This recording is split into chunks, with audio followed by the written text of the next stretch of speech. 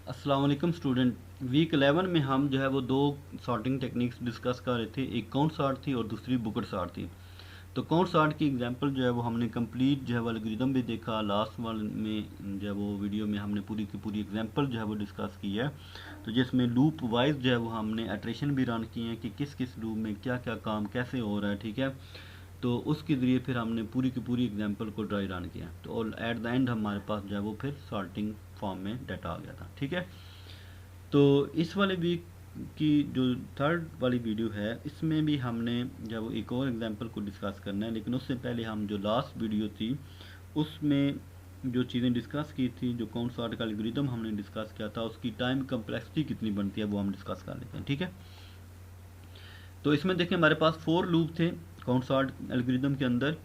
तो इसमें देखें फर्स्ट लूप जो है वो भी 1 से लेकर के तक चल रहा है। इसका मतलब है कि जितनी हमारे पास के की वैल्यू होगी इतनी जब हमने इटरेशन करनी पड़ेगी ना। तो बेसिक जो आपके पास जो है वो ऑपरेशन है वो ये वाला परफॉर्म हो रहा होगा, असाइनमेंट वाला। तो के की जितनी वैल्यू होंगी इतनी दफ़ा हमें ये वाला लूप रन करना पड़ेगा। तो इसका मतलब है कि हमारे पास ये क्या बन जाएगा, इसकी एवरेज टाइम कम्प्लेक्सिटी क्या बन जाएगी, के फर्स्ट लूप की। दूसरे लूप को देखेंगे, ये भी अलग लूप है। इसमें 1 से लेकर n तक जो है वो आपके पास इटरेशन रन होंगी। तो ओवरऑल हमारे पास जितनी इटरेशन रन होंगी इतने ही हमारे पास जो है वो इसकी जब ऑपरेशन परफॉर्म होंगे। तो n हमारे पास जो है वो इसमें आ जाएंगे एलिमेंट्स, जितने एलिमेंट्स होंगे इतने हमारे पास आ जाएंगे इसकी कम्प्लेक्सिटी।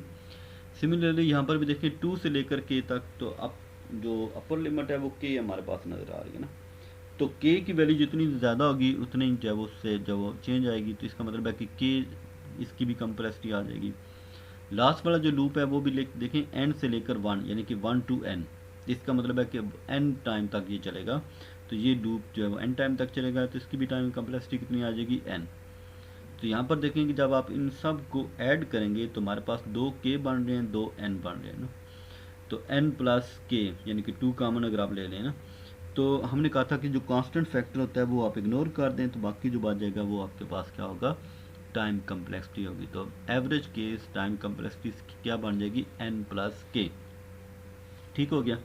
तो ये था काउंट सॉर्ट एल्गोरिथम की टाइम कम्प्लेक्सिटी। अब इसकी एक और एग्जांपल जो है वो हम डिस्कस कर लेते हैं। तो उसमें देखते हैं कि ये कैसे वर्क करेगा ना, ठीक है। तो अब इसमें देखेंगे ये सारी की सारी चीज़ें एक ही जगह पर मैंने कर दी है ना। तो इसमें जो है वो जो भी चीज़ है उसको कैंसिल करके लिखा गया है ना, ठीक है। तो अब इसमें देखें हमारे पास एक ए है, ठीक है। ए जिसको हमने सॉर्ट करना होगा। इसमें देखें 0 2 दफ़ा आ रहा है, 4 2 दफ़ा आ रहा है, फिर 1 और 4 है ना। तो इसमें देखें फर्स्ट जब आपने लूप जो है वो स्टार्ट किया तो इसमें देखें कि आपने सारे के सारे जो है वो इसको ज़ीरो से इनिशलाइज कर दिया ना। ये फर्स्ट लूप के साथ ज़ीरो से इनिशलाइजेशन हो जाएगी। सेकंड नंबर पर आप देखें कि हमने जो current value j equal to 1 थी और टू n, ठीक है, 1 से लेकर n तक आपने जो परफॉर्म किया था, ठीक है। और आपने देखा था कि a ऑफ j यानी कि j की वैल्यू जब 1 थी, ठीक है। और तो फिर उस 1 पर देखा था। अब देखें यहाँ पर देखें सेकंड लूप, j की वैल्यू जब आपके पास 1 थी तो यहाँ पर a ऑफ j क्या बन जाएगा, 2। तो c ऑफ 2 जो है यानी कि ये जो इंडेक्स होगा इस पर आपने क्या करना होगा, एक इंक्रीमेंट कर देना। तो पहले 0 था, अब क्या हो जाएगा 1, ठीक है। j की वैल्यू जब आपके पास जो होगी 2 होगी तो ये क्या बन जाएगा, c ऑफ 2। तो c ऑफ 2 पर पहले 0 पड़ा था यहाँ पर, यानी कि पहले क्या पड़ा था, नहीं यहाँ पर देखें दोबारा से, a की वैल्यू जब j की वैल्यू जब 2 होगी तो 2 पर क्या पड़ा है 4। तो c ऑफ 4 इंडेक्स पर पहले क्या वैल्यू पड़ी थी 0, अब क्या हो जाएगी 1 हो जाएगी, ठीक है। फिर उसके बाद देखा कि j की वैल्यू जब 3 हुई तो 0 था। तो c ऑफ 0 पर हमारे पास क्या बन जाएगा, पहले 0 इंडेक्स था फिर 1 हो जाएगा। फिर देखा कि जब j की वैल्यू 4 होगी तो 6। तो c ऑफ 6 पर देखेंगे हमारे पास क्या हो जाएगा, पहले 0 था अब 1 हो जाएगा। j की वैल्यू जब आपके पास 5 होगी तो c ऑफ 1 यानी कि 1 यहाँ पर है, तो c ऑफ 1 पर पहले 0 था 1 में इंक्रीमेंट हो जाएगा। उसके बाद यहाँ पर 4 आ जाएगा। तो यहाँ पर क्या था 1 2 3 4 5 6, जे की वैल्यू जब 6 होगी तो यहाँ पर आंसर क्या है 4। तो सी के 4 इंडेक्स पर पहले 0 था अब 1 हो जाएगा ना, ठीक है। लेकिन पहले 1 हम कर चुके थे क्योंकि इस 4 के अगेंस्ट ना, तो ये क्या हो चुका होगा 2। उसके बाद जब जे की वैल्यू 7 होगी तो यहाँ पर क्या पड़ा है 0, तो सी ऑफ 0, तो 0 में पहले 1 था तो अब क्या हो जाएगा 2। तो अब इससे भी देख सकते हैं कि हमारे पास ये वाले जो इंडेक्सेस हैं, ठीक है, इन इंडेक्सेस को आप देखें और इसमें देखें जहाँ पर 0 इंडेक्स है तो यहाँ पर देखें 0 यहाँ पर भी आ रहा है, 0 यहाँ पर भी, 2 आ रहे हैं ना। तो आप जब काउंट क्या रख देंगे, यहाँ पर 2 रख देंगे 0 इंडेक्स पर। फिर आपने देखा 1 जो है उस 1 इंडेक्स पर आपने क्या कर दिया, 0 को 1 में कन्वर्ट कर दिया। फिर 2 इंडेक्स को देखें, 2 पर एक ही एलिमेंट है, यानी कि इस एरे के अंदर एक ही दफ़ा 2 आया तो वो भी आपके पास जो है वो 1 आ रहा है ना, ठीक है। उसके बाद 3 इंडेक्स नहीं आया तो वहाँ पर 0 पड़ा है, 5 इंडेक्स नहीं आया वहाँ पर भी 0 पड़ा है, 4 इंडेक्स देखें यहाँ पर भी 4 आ रहा है, यहाँ पर भी 4 है, 2 वैल्यूज आई हैं तो इसके 4 वाले इंडेक्स को आपने 2 यहाँ पर काउंट लिख दिया ना। 5 वाले इंडेक्स यहाँ पर है ही नहीं है, 6 वाला एक दफ़ा आया तो वो आपने 1 कर दिया। तो ये आप इस तरह भी लिख सकते हैं कि ये जो वैल्यूज़ होंगी वो इस सी के इंडेक्सेस होंगे। तो आप 0 इंडेक्स को देखेंगे यहाँ पर कितनी वैल्यूज़ हैं, 2, तो वो 2 आपने लिख दिया।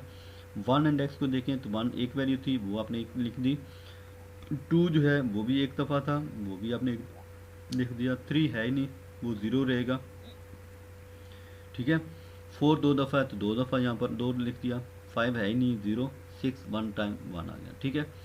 तो इस एरे के अब इसमें देखिए हमने 6 जो है वो मैक्सिमम वैल्यू थी, तो सी के कितने एलिमेंट होने चाहिए थे 6, 0 से लेकर 6 तक आपने सेट कर, क्योंकि 0 मिनिमम है और मैक्सिमम कितना है 6, तो 0 से लेकर 6 तक आपने इंडेक्सेस सी वाले बनाने थे, ठीक हो गया। अब थर्ड लूप देखें, थर्ड लूप में हमने यहाँ पर देखना है कि जो आई की वैल्यू 2 से करनी है के तक जाना है ना, कि 2 से लेकर अब 2 में देखें यहाँ पर 1 पड़ा है, आई की वैल्यू यहाँ पर 2 के बजाय अब 1 से कर लेना स्टार्ट ना, क्योंकि इसमें 0 इंडेक्स भी आ रहा है ना। तो आई की वैल्यू 1 से लेकर के तक आपको करना पड़ेगा। तो यहाँ पर देखें कि आपके पास 1 और 2, करंट आपके पास 1 है, यहाँ पर क्या है 2, तो 1 में आपने क्या स्टोर कर देना है 2 स्टोर कर देना। ये फर्स्ट टाइम आपके पास 2 स्टोर हो जाएगा, ठीक है। नहीं, 1 पर 1 पड़ा है, 0 पर क्या पड़ा है 2 पड़ा है, तो फर्स्ट टाइम आपके पास क्या स्टोर हो जाएगा 3 स्टोर हो जाएगा, ठीक है। फिर उसके बाद अगले इंडेक्स पर देखें 1 और 3 कितना हो जाएगा 4, या नेक्स्ट पर 4 आ जाएगा। फिर देखें 0 और 4 क्या हो जाएगा 4 आ जाएगा, 2 और 4 6 आ जाएगा, ठीक है। 0 और 6 6 हो जाएगा, और 1 और 6 क्या हो जाएगा 7। तो करंट इंडेक्स के साथ पिछले इंडेक्स को आपने ऐड करके स्टोर करते जाना, तो ये आपके पास वैल्यूज आ जाएंगी, ठीक है।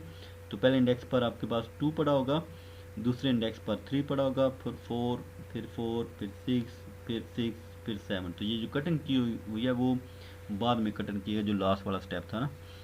तो लास्ट वाले स्टेप को मैं एक एग्जांपल रन कर देता हूँ कि जे की वैल्यू एन से स्टार्ट करनी है, तो इसका मतलब है कि जो हमारे पास 0 है ये एंड पोजीशन पर पड़ा है ना, ठीक है। तो अब देखें कि ए ऑफ जे यानी कि 6 लास्ट वाला, तो इसमें क्या पड़ा है 0 पड़ा है, तो यहाँ पर क्या बन जाएगा सी ऑफ 0, तो सी ऑफ 0 पर क्या पड़ा है करंट 2 पड़ा है, तो ये क्या बन जाएगा बी ऑफ 2, तो बी ऑफ 2 पर क्या स्टोर करना है 0। तो अब देखें बी का जो आपके पास, दोबारा से देख लेते हैं, ए ऑफ जे की वैल्यू हमारे पास लास्ट एलिमेंट होगा ना, तो यहाँ पर क्या पड़ा है 0, ठीक है। अब 0 जो है वो इस इंडेक्स पर आ रहा है, कैसे आ रहा है ना, तो 0, तो ये क्या बन जाएगा C of 0, C of 0, C of 0, C of 0 पर क्या पड़ा है फर्स्ट टाइम 2 पड़ा हुआ है ना, ठीक है। तो ये क्या बन जाएगा बी ऑफ 2, तो बी ऑफ 2 पर आपने क्या स्टोर कर देना है 0, ये 1 ये 2, ठीक है। और उसके बाद इस 2 को आपने क्या कर देना एक डिक्रीमेंट कर देना। अगले देखें अगला इंडेक्स किसको रिप्रेजेंट करेगा 4 को ना, तो ये क्या बन जाएगा सी ऑफ 4, सी ऑफ 4, तो सी ऑफ 4 पर क्या पड़ा है पहली दफ़ा 6 पड़ा है ना, तो ये क्या बन जाएगा बी का 6 इंडेक्स। तो बी का जो 6 इंडेक्स है उसमें देखें 1 2 3 4 5 6 ये वाला, इस पर आपने आकर फोर्स को स्टोर कर दिया, ठीक है।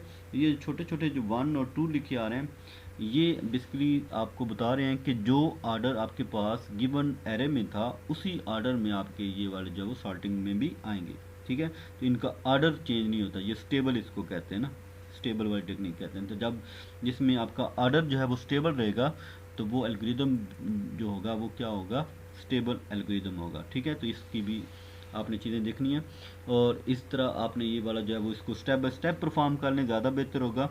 अदरवाइज़ अगर आप यहाँ से आपको समझ आती है तो वहाँ से भी आप कर सकते हैं, ठीक है। जिस तरह हमने लास्ट स्टेप में स्टेप बाय स्टेप परफॉर्म किया था, आप जो है वो इसी एग्जाम्पल को जो है वो स्टेप बाय स्टेप भी परफॉर्म कर सकते हैं। तो उम्मीद है स्टूडेंट आपको ये चीज़ें समझ आ चुकी होंगी। तो एग्जाम्पल जितनी ज़्यादा करेंगे इतने ही आपका फ़ायदा होगा, प्रैक्टिस आपकी होगी तो इंशाल्लाह जो है वो आप क्लियरली कर लेंगे, ठीक है। थैंक यू, अल्लाह हाफिज़।